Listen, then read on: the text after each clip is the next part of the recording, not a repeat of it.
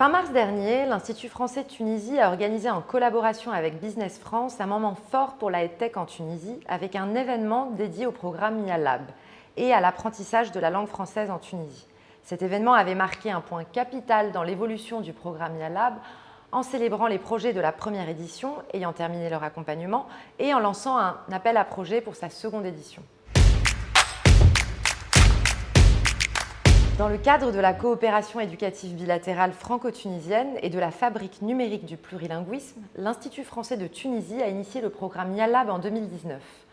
Ce projet s'insère dans son action de renforcement des compétences en langue française comme facteur de réussite et d'employabilité et dans son action de soutien à l'innovation numérique dans l'éducation. Le programme YALAB propose un accompagnement stratégique et financier de start-up et tech entrepreneurs tunisiens en leur proposant un public échantillon d'apprenants avec lequel tester leur production.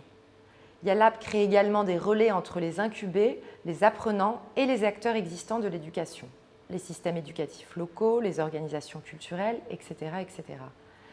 Grâce au programme YALAB, le studio DCX, Digital Cultural Experience, a mis en place à travers plusieurs écoles des clubs culture et numérique permettant à des jeunes enfants du primaire de découvrir Carthage et son histoire dans un environnement reconstitué en réalité virtuelle, et également en français.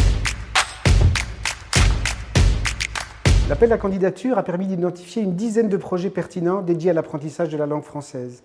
Un comité de sélection composé d'inspecteurs de l'éducation, d'enseignants de français, d'universitaires et de spécialistes de l'entrepreneuriat ont évalué ces projets et ont permis d'identifier 2 projets pour cette seconde édition.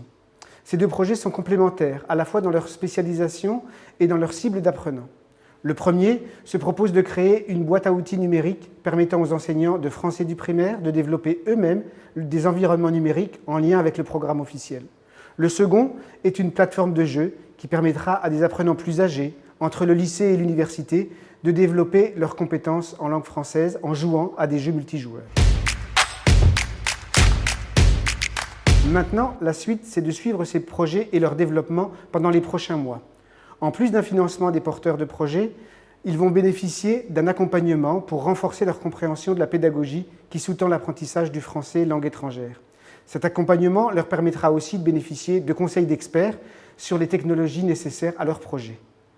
Chaque prototype final sera prêt à être testé dès le mois de septembre et plusieurs tests en situation avec des apprenants permettront de valider ce prototype. Enfin, un bilan de ce programme sera réalisé durant le sommet de la francophonie. Ce sera aussi l'occasion de présenter tous les projets développés dans le cadre de YALAB au grand public.